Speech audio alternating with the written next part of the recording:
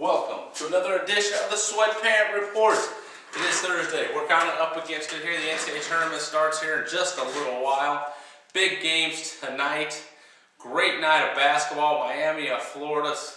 They're going to have a tough matchup tonight against Marquette. Marquette comes in waves at you. 10 players.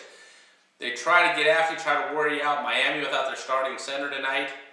But I still like Miami. I like their athleticism. I think they came through the ACC, won the ACC championship. They are a tough team. I think they're a little bit more athletic than Marquette. So look for Miami to win that game tonight. It'll be tough, but I think Miami pulls away in the second half. Maybe wins a game.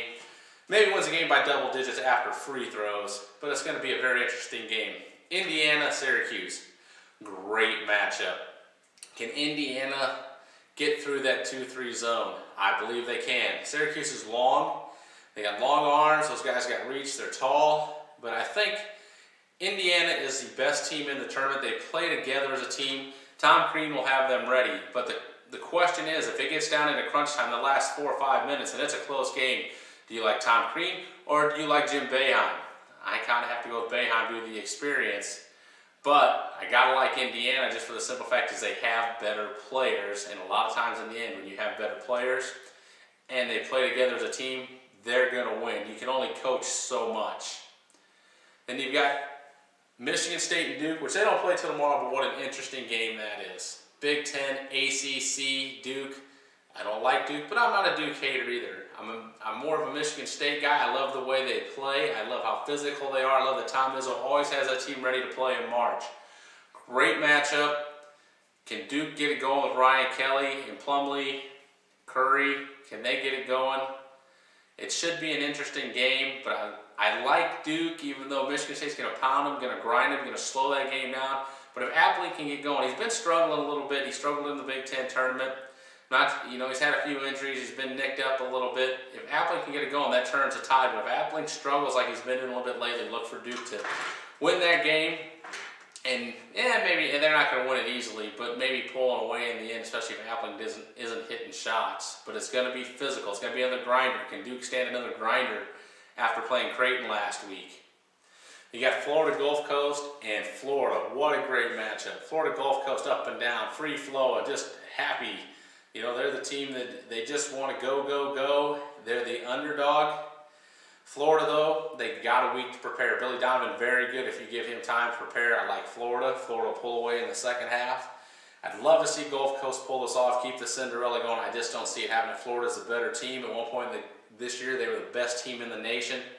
Look for them to look like one of the better teams in the nation tomorrow night. Back to tonight, we got Wichita State and LaSalle. Number 9 versus number 13. Who thought that would happen? Great game right there. I got to go with Wichita State. Now, I haven't seen LaSalle as much as I saw Wichita State this year. I've seen both teams' tournament games, or LaSalle's 3 tournament games. They look very good, very tough, very gritty, but Wichita State loves to get that ball turned over. They get in there, they get in your face, they attack, they attack, they attack, they don't stop. Marshall is a great coach. Wichita State on the Elite 8.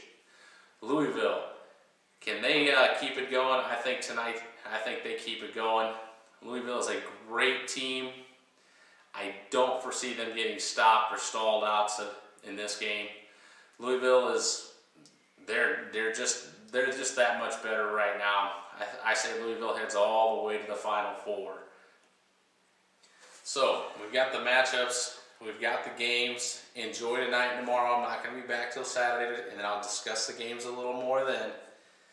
But I like Indiana, Miami.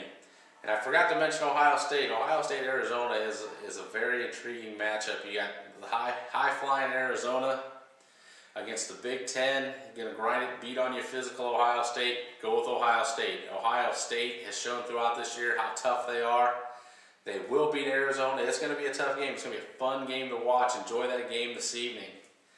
Sit back, relax, and enjoy it. It's a big night for the Big Ten. If you're a Big Ten fan out there, the Big Ten, 4 teams can conceivably all make the Final Four. I don't see it happening, but I see a real shot at possibly 3 teams making that Final Four. In Ohio State, Indiana, and you know what? Michigan State could really get in there. I think they've got a real great shot at making that Final Four too, but I just don't quite see them getting past the Dukies. And Michigan, Kansas. Michigan's got the athleticism to beat Kansas, but I think Kansas pulls that out. Kansas is a very well-coached team. McLemore is a great player. Trey Burke, Hardaway, Glenn Robinson III on Michigan. It's going to be a war in that game. That is going to be one enjoyable game to watch. All these games are going to be enjoyable to watch. It's a Sweet 16, folks. The best tournament on the planet, the NCAA basketball tournament. Enjoy it. Now, Oregon, Louisville, just for another minute, they're going to press each other back and forth. This game could be insanely high scoring or maybe low scoring. I'm going to go with insanely high scoring side. They're going to get up and down that court as fast as you can get up and down a court. They're going to score some points, have fun, but Louisville in the end, I think, scores too many points, obviously, because they're going to win. They probably win by a good 10, 12 points over Oregon in the end. Now, last night, or yesterday, I actually predicted that the Bulls would lose to the Miami Heat. Boy, was I wrong. If you look at the game going in, the Bulls had 4 players out. 4 players hurt if you count Rose being out. I mean, he's been out all year, but he's out. Who would have thought Carlos Boozer and Luol Deng would have came up like they did? Luol Deng laid it all on the court. You watch him at the end of the game, there was nothing left of that man, but he laid it all out on the court last night. So did Carlos Boozer. Every one of those Bulls did.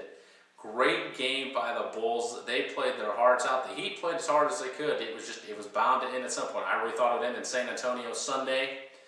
But the Bulls get it done, get themselves some momentum.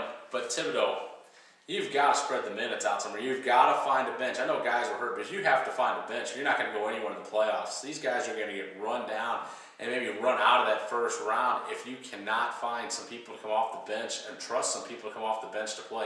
Does Rose come back? I don't know. Maybe Derrick Rose, you know, with a knee injury, you never know. The problem with knee injuries nowadays, Adrian Peterson. Adrian, you ruined it for everybody with a knee injury. Everybody expects everyone to come back from an ACL and be the best player in their sport.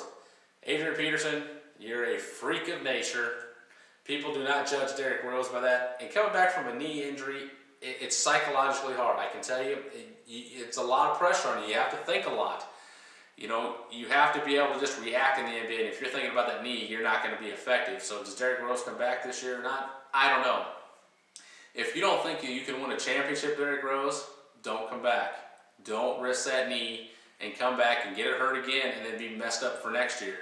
If you look at your team and say, hey, there's no way we win a championship, don't come back. Stay on the bench. Rest yourself. The Bulls have a good team, a good enough team to maybe get into that second round.